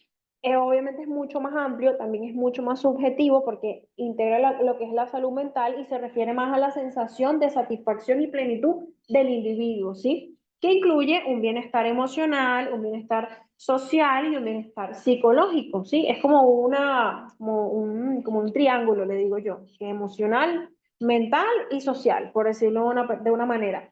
Una persona que tiene algún trastorno, un diagnóstico en específico, ¿sí? Aún puede tener sus momentos de bienestar mental. ¿Por qué? Porque, bueno, no todos los trastornos van a acompañarte contigo hasta que te mueras, por decirlo de una manera. Hay unos trastornos que sí tienen cura, que sí tienen tratamiento. Hay otros que no tienen una cura como tal, ¿sí? Que no se desaparecen, por decirlo de una manera, pero los puedes trabajar, los puedes tratar y tú puedes vivir con eso, ¿sí? Tener una vida tranquila con esa etiqueta o con ese diagnóstico que te colocaron. Entonces es muy importante entender, sí, que cuando hablamos de nivel emocional, hablamos de gestiones, sí, la gestión de las emociones. A nivel psicológico es el desarrollo personal que tú tienes y a nivel social es las relaciones positivas que tú tienes alrededor. De hecho, yo hablé sobre la gestión de emociones bueno, en uno de los diplomados, en caso fue hace como un mes y pico, casi 2 meses, no sé si alguien lo vio, si alguien lo escuchó o algo, sobre la somatización. Nosotros dictamos un diplomado sobre la somatización y de hecho el nombre del diplomado es somatización, si mal no recuerdo, era gestiona tus emociones, sana tu cuerpo, algo así, era la cosa. Pero es muy importante el concepto de bienestar mental porque aborda muchas cosas, no nada más la mente, sino muchas cosas. La psicología clínica, la mente y el cuerpo. No sé si lo conocen, el modelo biomédico, no sé si lo conocen, si no lo conocen, pues se los presento. El modelo biomédico habla sobre las enfermedades mentales como con un origen biológico, ¿sí? Que es similar a una enfermedad física, pero en este caso se puede enfocar más que todo a los desequilibrios químicos, a los factores genéticos y a disfuncionales del cerebro. Por ejemplo, los trastornos de personalidad, la esquizofrenia, así como la gente hereda los ojos, color de ojos verde, el cabello castaño, el color de piel, también heredamos muchas otras cosas. Heredamos, por ejemplo, la artritis, sin una manera, un ejemplo. Heredamos la hipertensión arterial, heredamos el azúcar alta, heredamos muchas cosas. Y también eso incluye trastornos psicológicos y psiquiátricos, ¿saben? Y eso muchas personas no lo saben, no lo creen. De hecho, en el modelo biomédico se estudia mucho eso porque hay personas que tienen herencia de trastornos psiquiátricos y depende mucho de cómo se desarrollan en su entorno, de la crianza que tienen, puede ser que eso nunca se presente. Por ejemplo, si tú tienes en tu familia, vamos a ponerles un ejemplo, una herencia de diabetes, ¿sí? O diabetes, tú dices, bueno, no, yo me voy a cuidar para yo no tener eso, ¿sí? Para yo no adquirirlo, para yo no desarrollarlo, por decirlo de una manera. Entonces, al final, llega un punto en el que realmente no lo obtienes porque estás cambiando y mejorando tu estilo de vida. Igualito funciona con los trastornos biológicos, ¿sí? Hay unos que no, pero la mayoría sí. De hecho, conozco personas que los diagnostiqué con trastornos bastante fuertes y siempre les pregunté si tenían alguna herencia, algún familiar. No, no, nadie, nadie, nadie. Yo decía, bueno, es raro realmente que cuando existe eso, es raro que no exista una marca biológica, ¿sí? Una marca hereditaria. Y bueno, al tiempo, pues resulta que sí, resulta que no era el mismo, pero, bueno, no era el mismo entre comillas, porque puede ser probablemente que un familiar lo tuviese y no lo diría, pero sí tenía muchos otros en su familia, en su carga genética.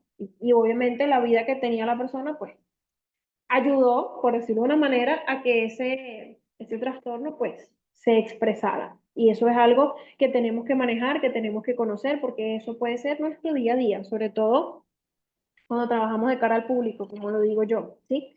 Los tratamientos principales a nivel del modelo biomédico es que se basa principalmente en la farmacoterapia. ¿Por qué? Porque hay cosas que se tienen que manejar porque con medicamento porque son desequilibrios biológicos, ¿sí? ¿Te puedes ayudar con terapia? Claro que puedes, por supuesto que puedes, pero a nivel de farmacoterapia también es indispensable, ¿sí? Porque tienes que aliviar los síntomas de esos trastornos mentales. Vamos a ponerles un ejemplo, la bipolaridad.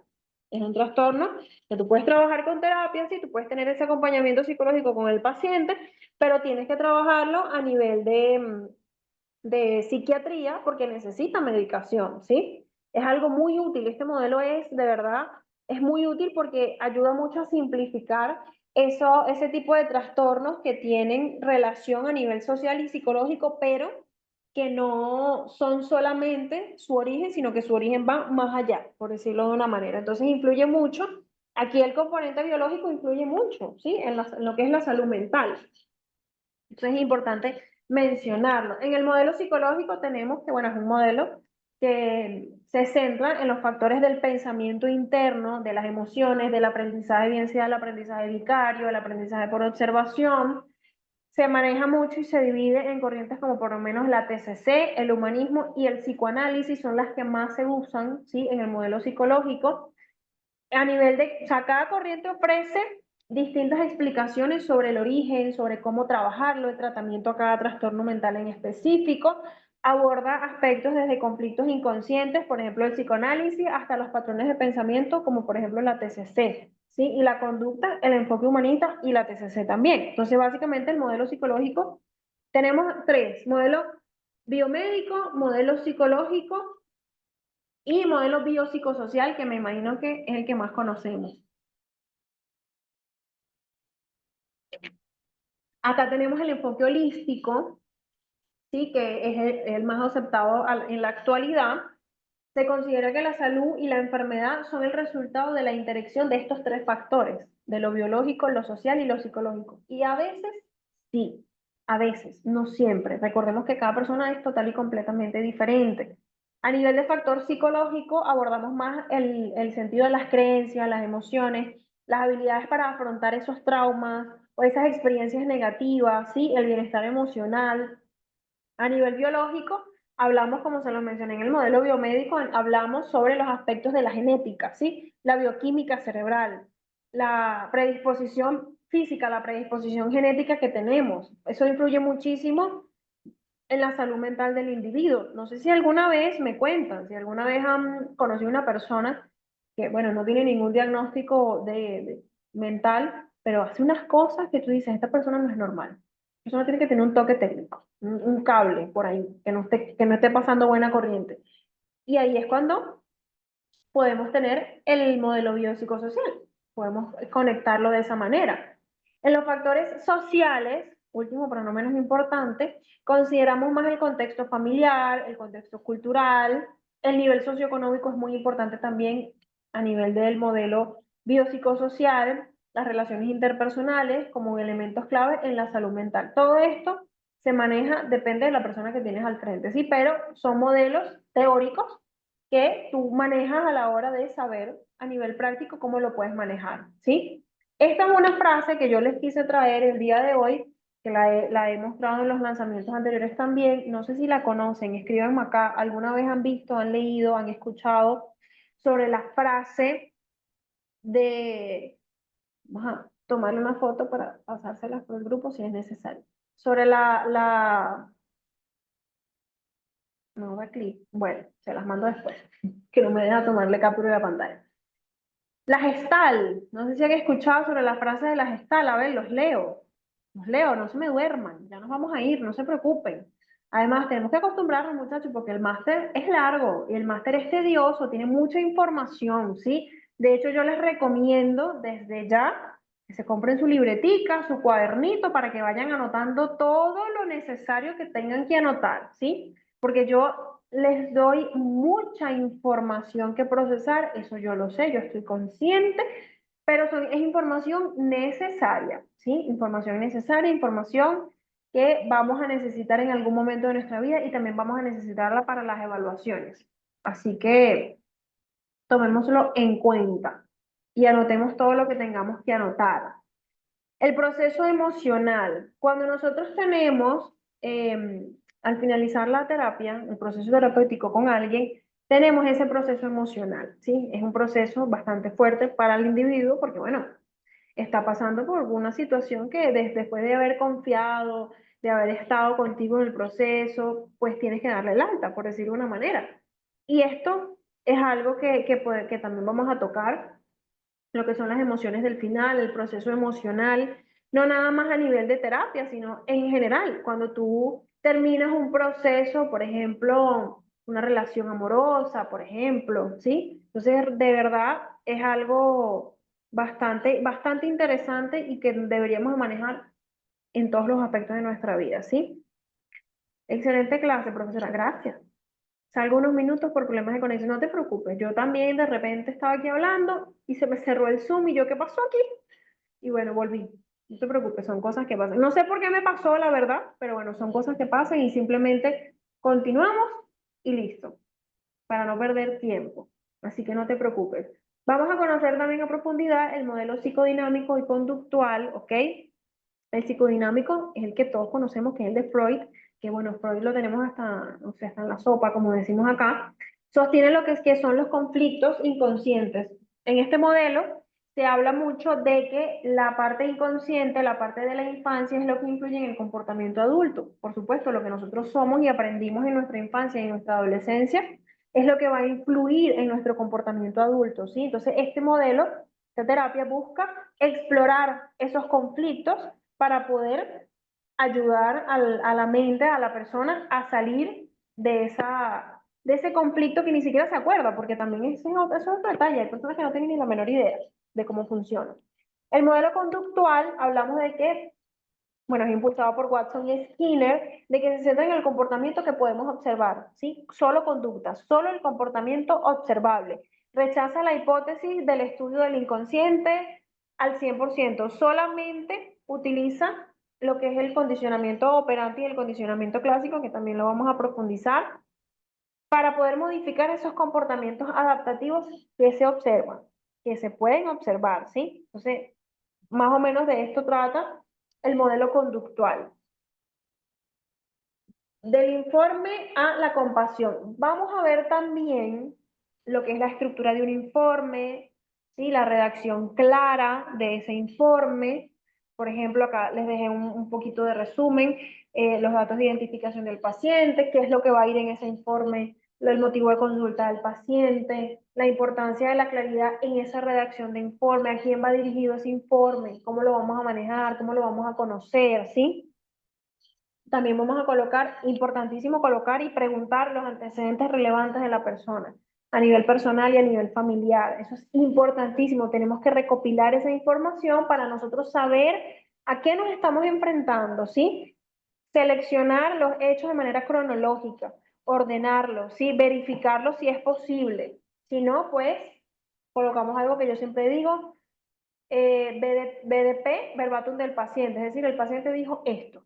Y cuando colocamos eso, de todas maneras eso lo voy a explicar más a profundidad, es exactamente lo que el paciente dijo. Usted no puede colocar ni una coma de más ni un punto de menos. Es exactamente lo que el paciente está verbalizando, ¿sí? A nivel de interpretación y análisis, también es importantísimo hacerlo bien. Yo sé que a veces es un poco tedioso escuchar, tienes que hacerlo bien. Yo sé que no somos perfectos, ¿sí? Pero acuérdense que en nuestras manos está un poder grande, ¿sí? Entonces, depende de nosotros la vida de una persona o de muchas personas. Así que por eso es que a veces uno tiene que exigirse un poquito más para poder dar algo mejor. Excelente información, gracias. Gracias a ustedes. Gracias a ustedes. Ya vamos a terminar, muchachos, no se preocupen, para no quitarles más tiempo. La integración de datos, ¿sí? Los datos que tú recopilas, para tú poder comprender esa formulación global del caso, explicar las hipótesis diagnósticas, justificar las conclusiones basadas en los hallazgos. Para eso, más o menos en esto se basa la parte de análisis e interpretación. Redacción clara. Siempre tienes que hacer lo más claro posible.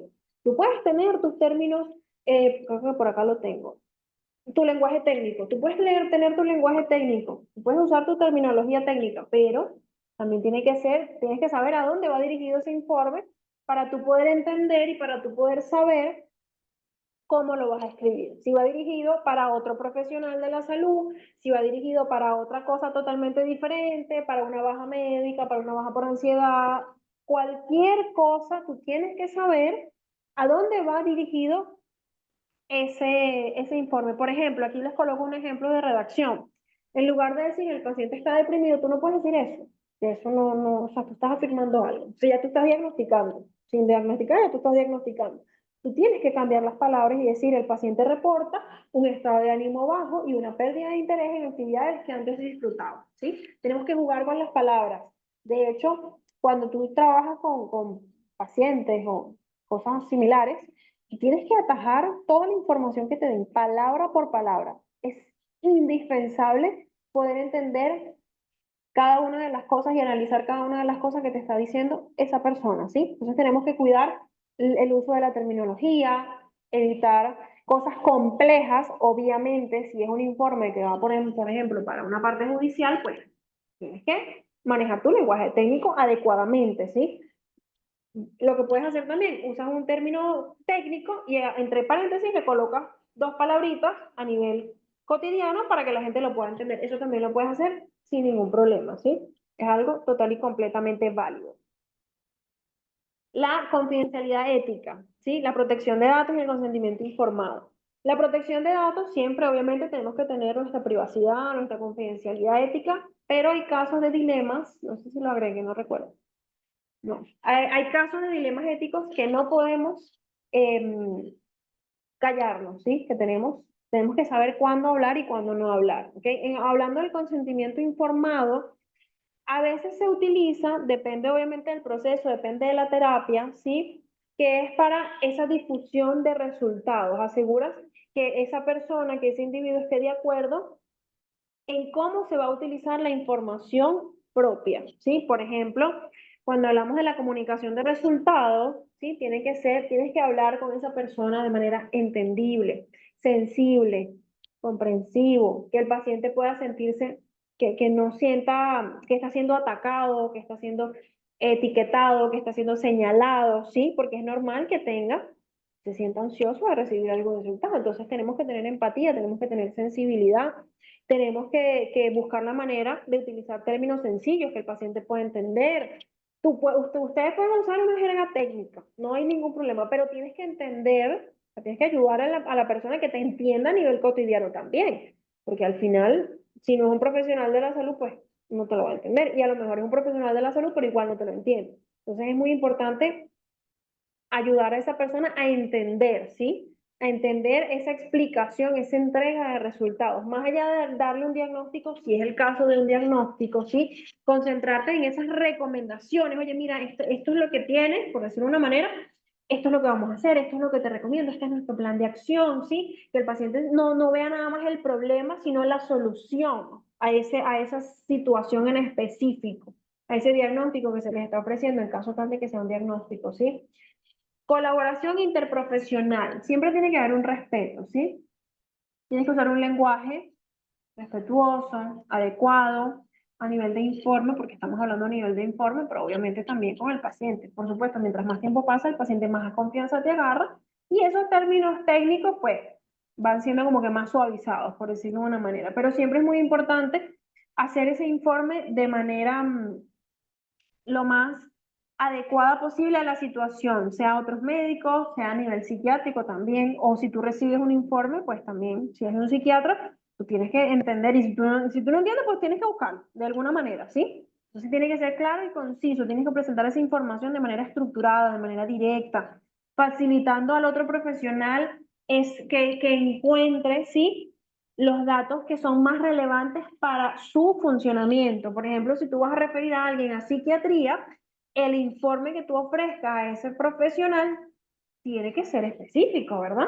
No puede ser, no, tú tienes que saber, mire, este es el resultado, este es el diagnóstico, necesito que me confirme este diagnóstico, porque hay trastornos que necesitas confirmación psiquiátrica como para tener más validez y más peso en el diagnóstico que tú le estás ofreciendo al paciente. A esto me refiero con terapias de tercera ola. Está la terapia de aceptación, está el mindfulness, ¿sí? Que las terapias de tercera ola añaden lo que es la aceptación, la atención plena, ¿sí? El contexto en el que se desarrollan algunos problemas, algunas situaciones, no es nada más cambiar el pensamiento o la conducta, sino aceptarlo, ¿sí? Y poder modificarlo, pero aceptándolo primero. Cambio de relación. Son terapias que no buscan eliminar los pensamientos complicados, ¿sí? O las emociones, los sentimientos difíciles, sino cambiar la relación que tiene el paciente con esos sentimientos y esa emoción, ¿sí? Con esos pensamientos. Es un objetivo de vida plena, ¿sí? Es ayudar, el objetivo siempre va a ser que la persona pueda vivir una vida plena, significativa, a pesar de ese dolor, a pesar de ese sufrimiento, que pueda buscar de cierta manera esa tranquilidad, ¿sí? Entre todo ese estrés y ese agobio, que pueda buscar y encontrar esa tranquilidad y esa vida plena, ¿sí? Flexibilidad psicológica es básicamente promover la flexibilidad psicológica en el sentido de que la capacidad de estar en el momento presente, ¿sí? Con apertura, actuar de una manera coherente, ¿sí? Con los valores de la persona. Básicamente de esto más o menos se trata las terapias de tercera ola o tercera generación. Ahorita lo están implementando muchísimo, ha sido bastante conocido últimamente. Tenemos, por ejemplo, voy a mencionarlas para no quitarles mucho tiempo el día de hoy. Tenemos la terapia de aceptación y compromiso, la terapia ACT, que está dividido en 6 procesos. Tenemos la terapia, la CFT y la MBCT, que es de mindfulness, ¿sí? Son como combinaciones, por decirlo de una manera. Y tenemos, por último, pero no menos importante, vamos a ver cuántas, creo que nos quedan como 2, 3 láminas. Del papel al encuentro, ¿sí? Transformación del paciente. Un informe bien hecho, ¿sí? Un informe bien hecho hace que la persona realmente comprenda qué es lo que está sucediendo, acepte el proceso, se compromete con el cambio, tiene congruencia de ciencia, tiene empatía, ¿ok?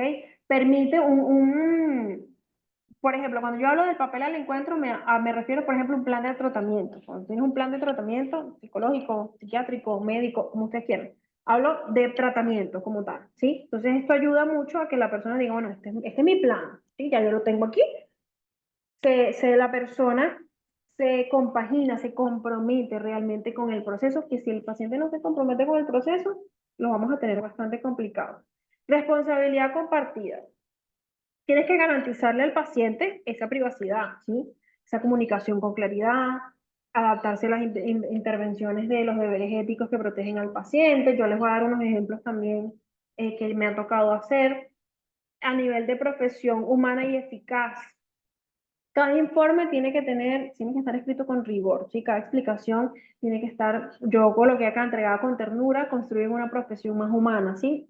Por supuesto, depende a quién va dirigido ese informe, como ya se los he dicho. La construcción de la confianza es importante, ¿sí? La empatía de la comunicación son fundamentales a la hora de construir esa confianza con el paciente. Y ese compromiso, si el paciente no confía en ti, no se va a comprometer con el proceso, ¿sí? La confianza siempre es el primer paso en un proceso terapéutico, ¿sí? Siempre, siempre es el primer paso, es uno de los más importantes, de hecho. El horizonte de cuidado, la integración de evaluación y terapia. La integración de evaluación objetiva, sí, más la redacción clara y las terapias de tercera ola, hacen o configuran, por decirlo de una manera, como lo coloqué acá, un modelo de cuidado que honra esa complejidad humana, porque bueno, el ser humano es complicado, ¿sí? La conducta del ser humano es complicada. Entonces, esta unión, ¿sí? De estas tres cosas ofrece esos documentos que informan y acompañan corazones, como coloco allá, acá. ¿Por qué? Porque siempre, yo sé que a veces es difícil, ¿no? Como que recordar. O sea, tenemos como que los dos puntos. A veces se nos olvida que somos seres humanos y que estamos tratando con seres humanos. Y que no podemos venir y decirle a una persona, bueno, tú tienes TLP, tómate esta pastilla y tú ves qué haces. No. Si tú te le dices a una persona, bueno, mira, tienes que hacer este trabajo, no lo haces. Ah, bueno, si no lo haces, entonces ve cómo resuelves. No, o sea, tenemos que entender y conocer cada diagnóstico, cada trastorno, porque si no, no vamos a saber cómo manejarlo. Entonces, todo eso y, por supuesto, muchísimo más es lo que vamos a estar aprendiendo en esta certificación. Ahora les pregunto, muchachos, ¿qué les parece? ¿Qué pregunta tienen? ¿Qué sugerencia, acotación, lo que sea que quieran mencionar? Es el momento. Es ahora o nunca. Aprovechen de preguntar si les quedó alguna duda. Aprovechen de preguntar lo que sea que necesiten. De igual manera, Yeli y yo estamos disponibles para contestarles por WhatsApp también, pero los lanzamientos en vivo son para esto, para que ustedes pregunten, para que no les quede ninguna duda al respecto. Si les quedó alguna duda, por favor aprovechen y pregunten, ya que estamos aquí. Les voy a dar unos minutitos para que escriban. Si quieren hablar, se les da el micrófono, no hay ningún problema. Pero aprovechen, aprovechen que todavía tenemos, bueno, ya se nos acabó la hora, pero no importa. Yo les voy a regalar unos minutitos más para que hagan alguna pregunta, si necesitan hacer alguna pregunta, ¿sí? ¿Los leo o los escucho? Gracias, Ariadna. Muy clara e interesante toda la información para humanizar más los abordajes en terapia. Qué bueno que te gustó y agradezco mucho que lo hayas visto, lo hayas notado. Todavía falta mucha información, yo sé, pero es más o menos una introducción de lo que vamos a ver, ¿sí? Más o menos un aproximado de lo que vamos a ver. Gracias a ustedes también por asistir, por preguntar, por interesarse, por querer aprender más, porque yo siempre he dicho, nunca es suficiente. Siempre habrá cosas nuevas que tengamos que aprender, siempre habrán métodos nuevos. De hecho, la diferencia entre un profesional y otro no es quién sabe más, sino quién se esmera más. ¿Sí? Si, por ejemplo, tienes un paciente con algo específico, no conoces muy bien el tema, no sabes cómo manejarlo, tienes dos opciones, o lo refieres, que no hay ningún problema, lo puedes hacer, o buscas, investigas, indagas, ¿sí? No tengo dudas, qué bueno, gracias Adriana, quedo atentamente a la información pendiente para comenzar el máster. Qué bueno, Adriana, qué bueno que no quedaron dudas. Hola, buenas noches, me gustaría tener más información, no pude estar en la primera clase, ¿cómo hago para obtener y ver la grabación? Yeli, ¿estás ahí? Yo a veces hablo con Yeli como que si fuera un fantasma. Yeli, ¿estás? ¿Me escuchas? Sí, Para contestarte, ahí estás. Es verdad, Yeli, a veces yo te hablo como que si fueras un fantasma, ¿vale? lo que te Yo falta es sé la que siempre ouija, estás. pero sí, Sí, es lo que me falta, es lo que me falta. sí, aquí estoy. ¿Qué necesitas?